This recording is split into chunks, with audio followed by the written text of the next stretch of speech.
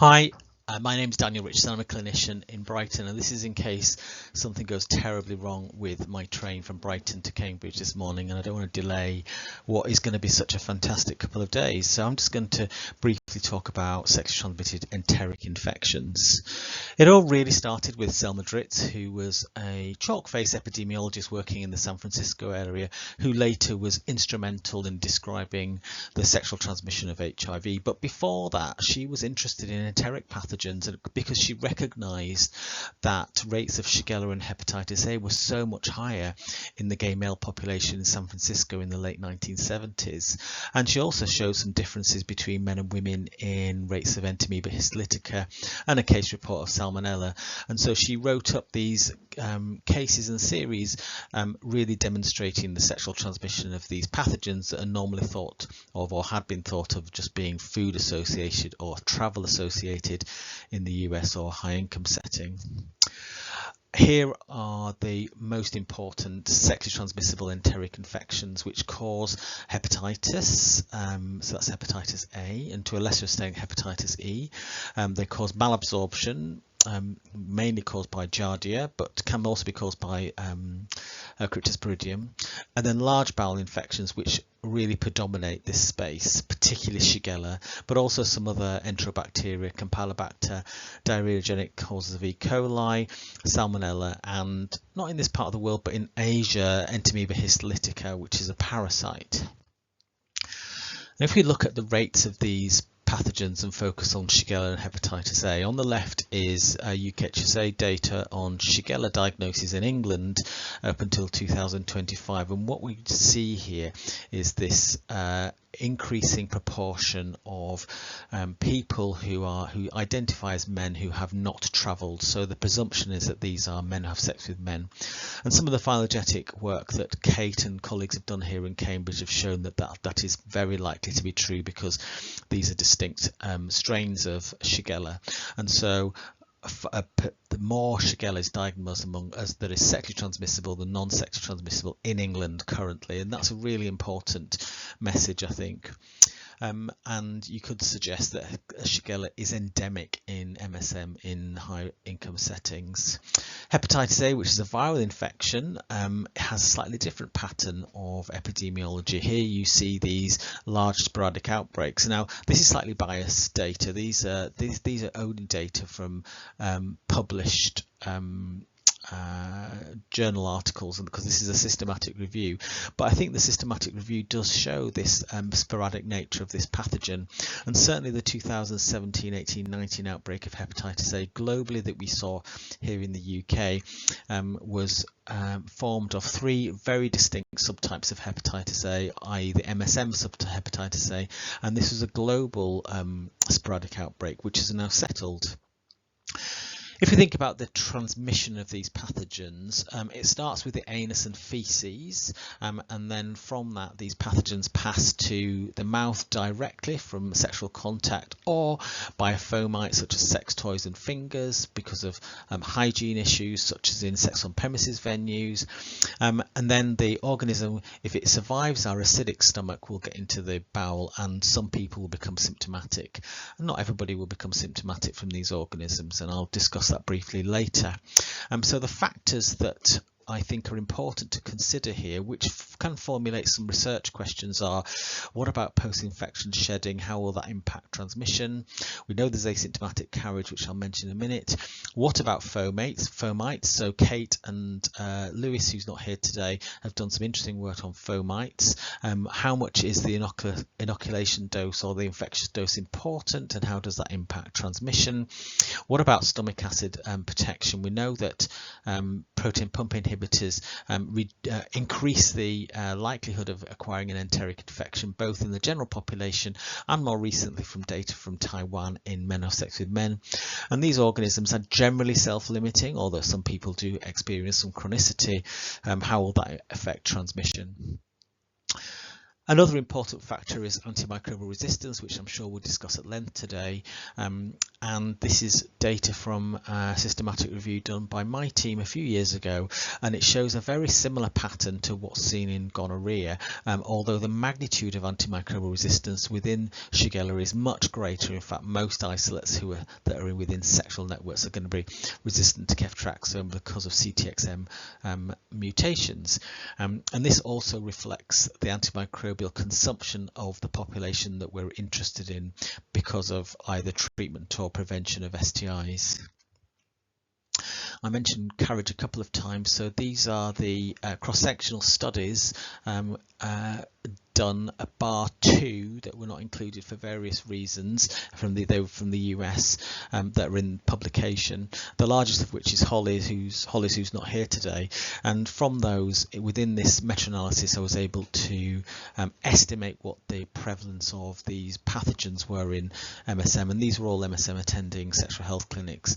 Now, actually, the rates of Campylobacter, E. coli, and Salmonella are probably not that different to what's seen in the general population, based on very little evidence from a study from the Netherlands. But you can see that with Shigella, but what I have to tell you that in Shigella, 1.1% as a rate is much higher than you would expect, and this is in a background of a high use of antimicrobials. So we've got people carrying these organisms, transmission of organisms from asymptomatic to asymptomatic, and use of antimicrobials.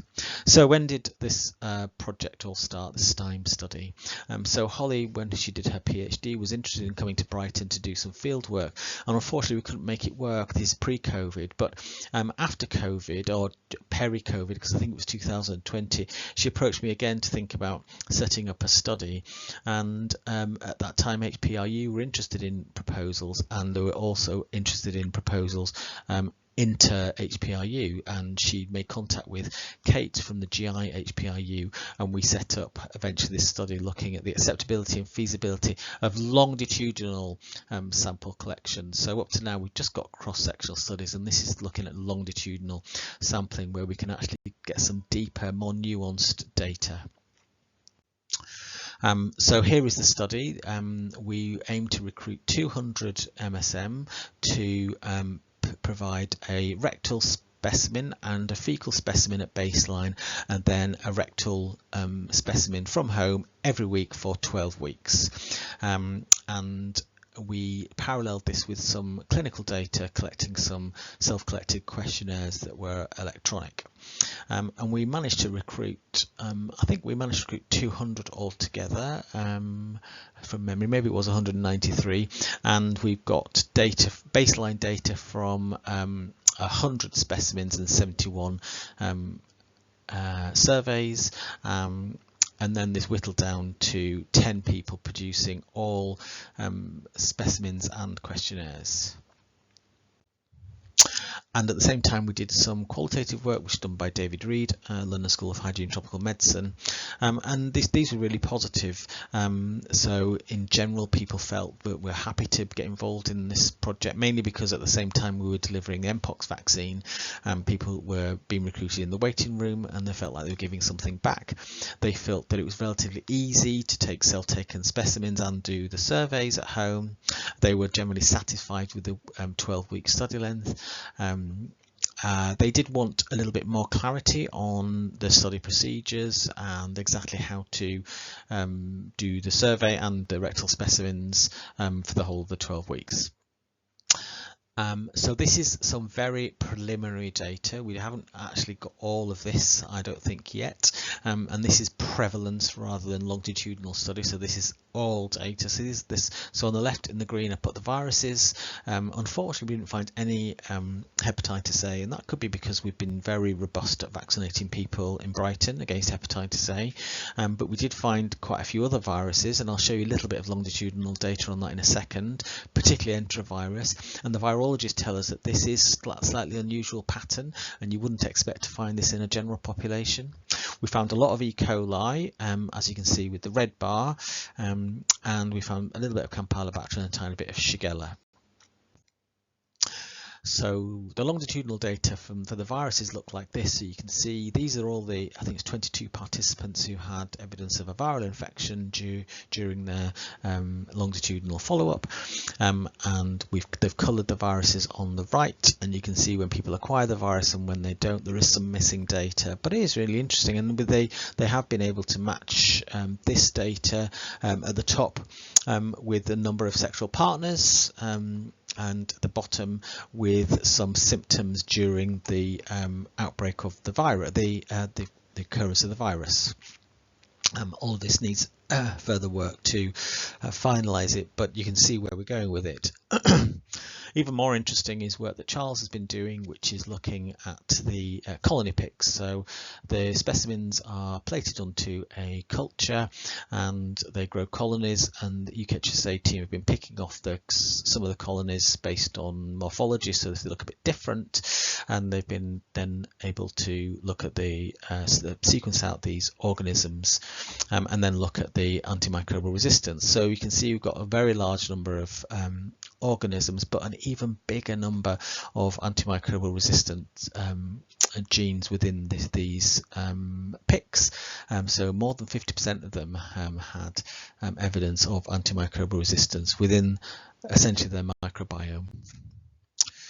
This partnership between these people has been really fruitful, I think, and we're now able to make an impact because we're able to challenge some of the clinical dogma around Shigella and enteric infections for clinicians. We're able to provide some more robust advice about antimicrobial resistance and treatment of extensively drug-resistant Shigella.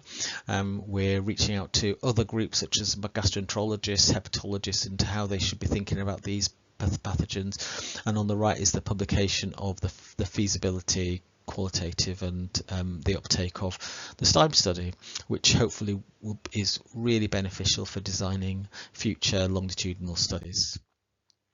Here I put what I think are the key challenges, which hopefully will lead on to some of the research questions in this area, and I'll split it into three. So on the left I put what are the transmission issues, which I focused on earlier in this talk.